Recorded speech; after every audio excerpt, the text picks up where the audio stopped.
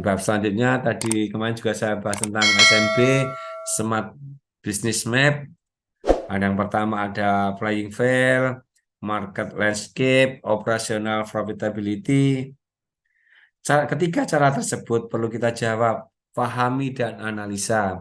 Sehingga kita tahu sampai mana perjalanan bisnis kita dan apa saja yang perlu ditingkatkan. 1.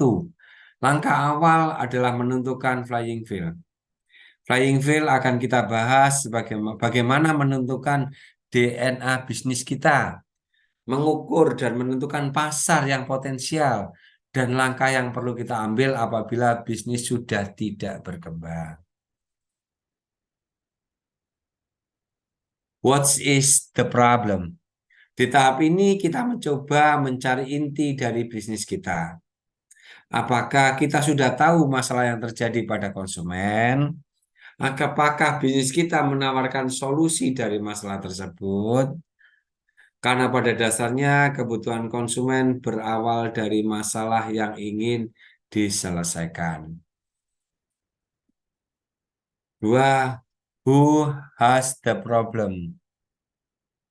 Kita perlu tahu siapa sesungguhnya orang yang membutuhkan solusi tersebut.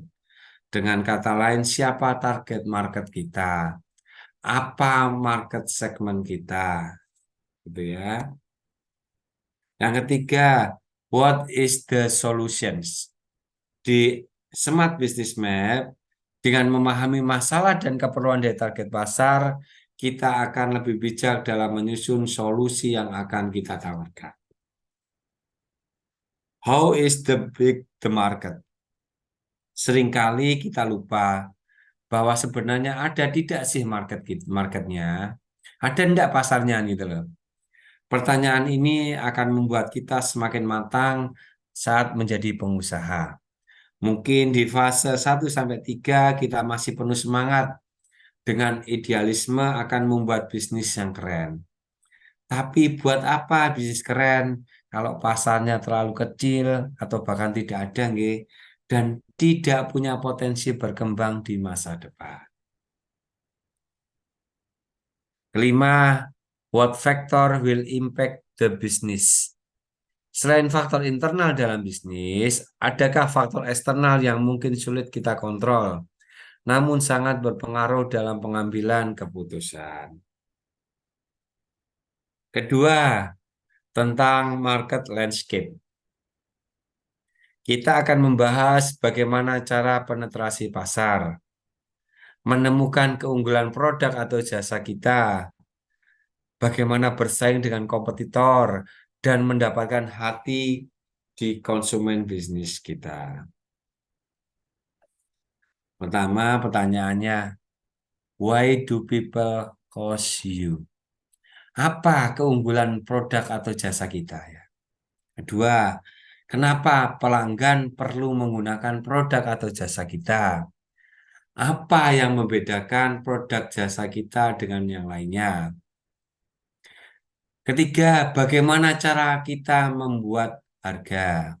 Keempat, apa yang membuat pelanggan tertarik sehingga menggunakan produk atau jasa kita? Poin-poin yang dapat kita gunakan untuk memetakan USP, Unique Selling Point, cara membuat brand, dan harga produk atau jasa kita sehingga akan semakin jelas strateginya. Mau dibawa kemana arah bisnis kita? Yang pertama USP-nya, Unique Selling Point atau Proposition. Tentukan fungsi atau rasional dan emosional. Tentukan harga, servis, kualitas, daerah, eksklusif, proses, dan bahan. Nah, itu harga ini berapa HBP kita, berapa harga kompetitor, berapa sensitivitasnya, USP-nya, dan target marketnya. Dan yang terakhir adalah branding. Branding ada visual, komunikasi, dan perilaku. Visual itu bisa berupa logo, tipografi, warna, packaging, bangunan, dan lain-lain.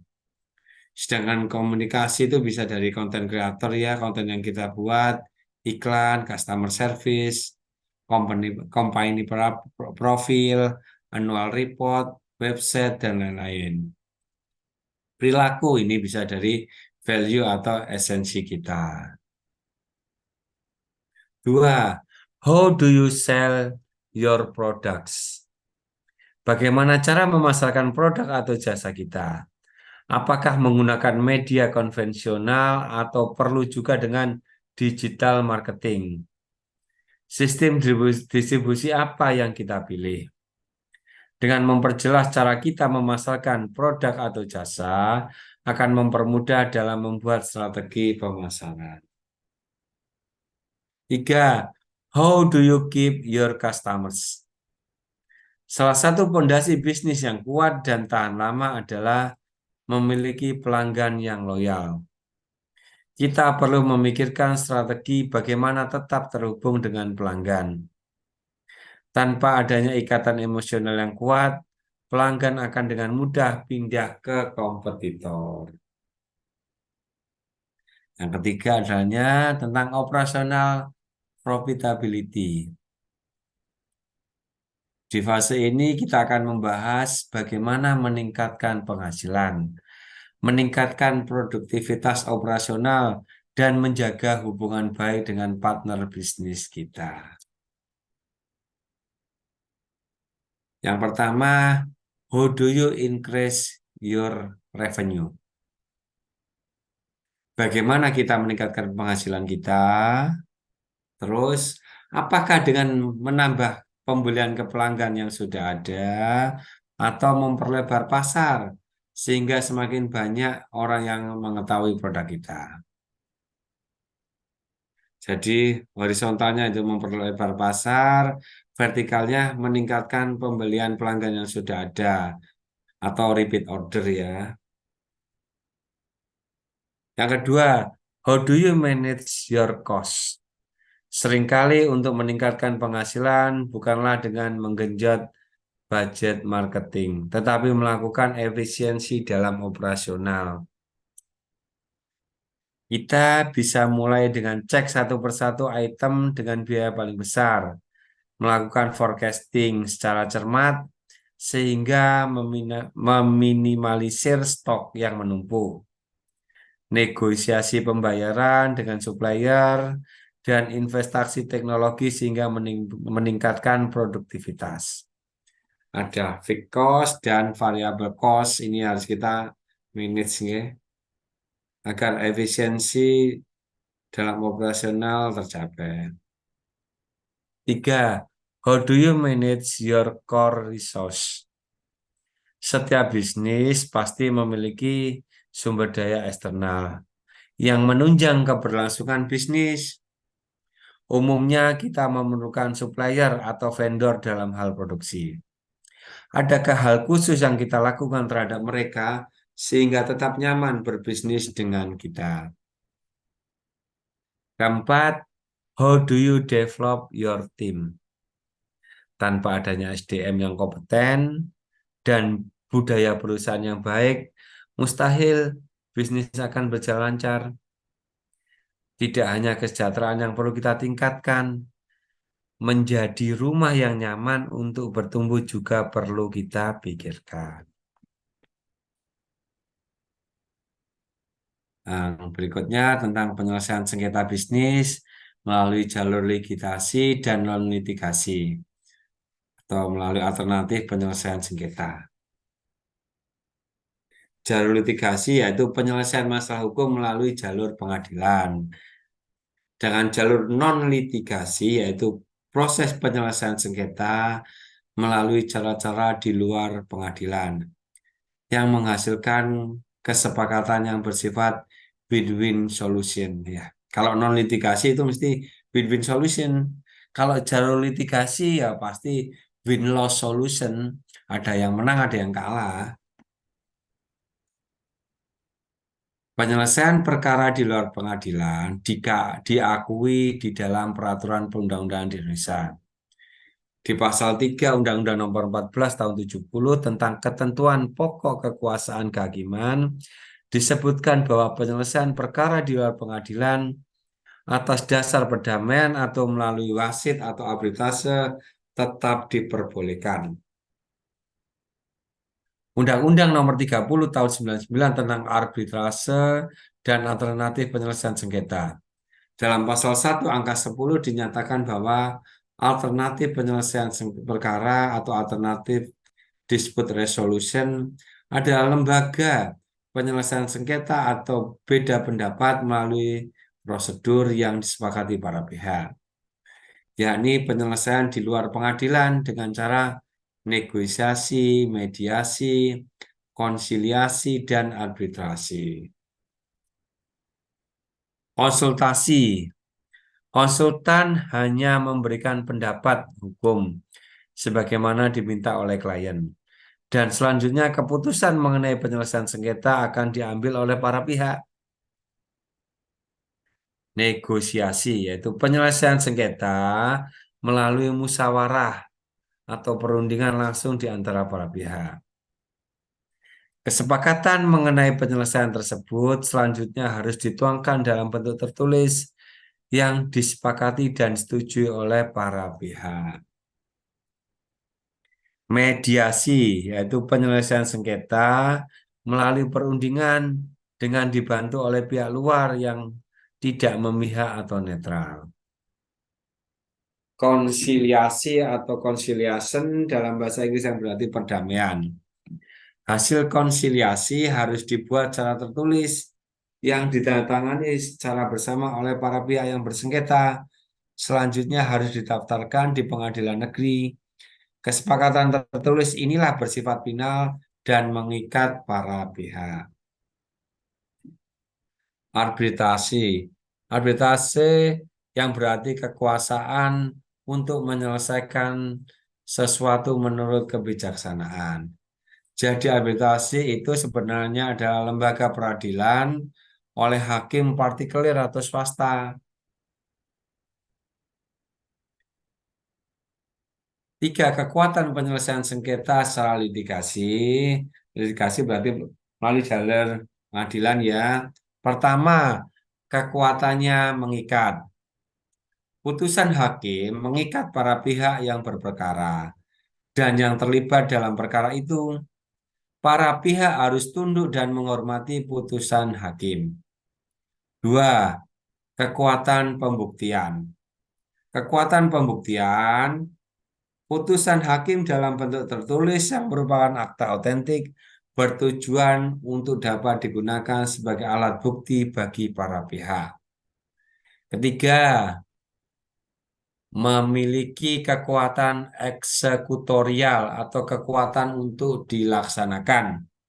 Suatu putusan dimaksudkan untuk menyelesaikan suatu persoalan dan menetapkan hak atau hukumnya saja, melainkan juga realisasi pelaksanaannya. Realisasi pelaksanaan apa eksekusinya secara paksa. Kelebihan penyelesaian sengketa non-litigasi. Penyelesaian sengketa non-litigasi adalah proses penyelesaian sengketa melalui cara-cara di luar pengadilan yang menghasilkan kesepakatan yang bersifat win-win solution. Sama-sama untung ya. Kelebihan proses non-litigasi ini adalah sifat kerahasiaannya karena proses persidangan dan hasil keputusannya tidak dipublish. Pitching ya. Pitching ini penting dalam bisnis untuk mengamankan sumber daya, untuk menunjukkan kemampuan kita dalam membangun bisnis, untuk meningkatkan relasi ya. Mengamankan sumber daya. Pitching sangat berkaitan dengan upaya mendapatkan sumber daya seperti dana. Hal ini tidak lepas untuk bisa menemukan investor yang cocok dan bisa menjadi pemodal Ventura atau biasa disebut malaikat bisnis. Dua, tunjuk untuk menunjukkan kemampuan kita dalam bangun suatu bisnis. Pitching yang sukses tidaknya menampilkan lebih dari 3 keterampilan penting, yaitu komunikasi, kemampuan riset, kemampuan pemecahan masalah, kreativitas, dan berbicara di depan umum. Ketika kita dapat menunjukkan kemampuan tersebut dengan baik, maka peluang untuk meyakinkan para investor akan semakin terbuka lebar. Yang ketiga, meningkatkan relasi atau networking.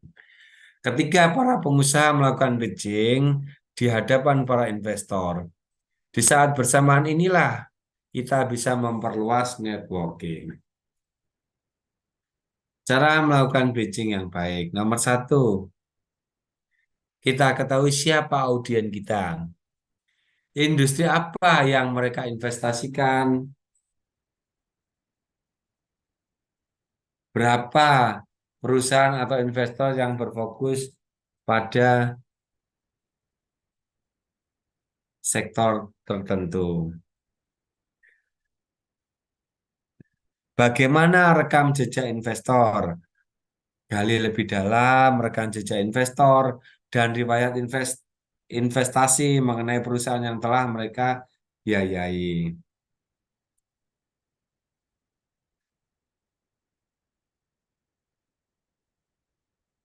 Rekam jejak investor, nggih. Di tahap apa mereka berinvestasi? Kita harus memiliki perkiraan kasar tentang uang dan sumber daya yang diperlukan. Dengan hal tersebut, kita bisa menjelaskan diri dengan investor yang dapat membantu pada tahap tertentu. Nomor dua, jelaskan mengenai detail dan peluang bisnis. Pada saat melakukan pitching, kita juga harus bisa menjelaskan tentang bisnis kita secara detail seperti pangsa pasar kita, rencana kita untuk menarik dan mempertahankan customer, bagaimana kita dapat menciptakan masalah saat hambatan dalam persaingan. Keempat, rencana kita untuk memperbesar bisnis dan menghasilkan pendapatan. Serta yang tidak lupa adalah jumlah investasi modal yang dibutuhkan. Ini yang terpenting. Ketiga, gunakan teknik UVP, Unique Value Proposition. UVP adalah bentuk penjelasan, pernyataan, atau detail tentang hal-hal yang membuat produk milik kita berbeda dengan produk lainnya. Empat, tunjukkan manfaat produk dengan jelas. Manfaat produk yang nyata tentu akan lebih diterima dan menjadi nilai tambah. Kelima, follow up. Proses follow up bisa menjadi salah satu kunci calon klien berubah menjadi klien. Ada kemungkinan calon klien resmi menjadi klien saat dihubungi kembali. Terima kasih. Barakallahu fikum, adik-adik.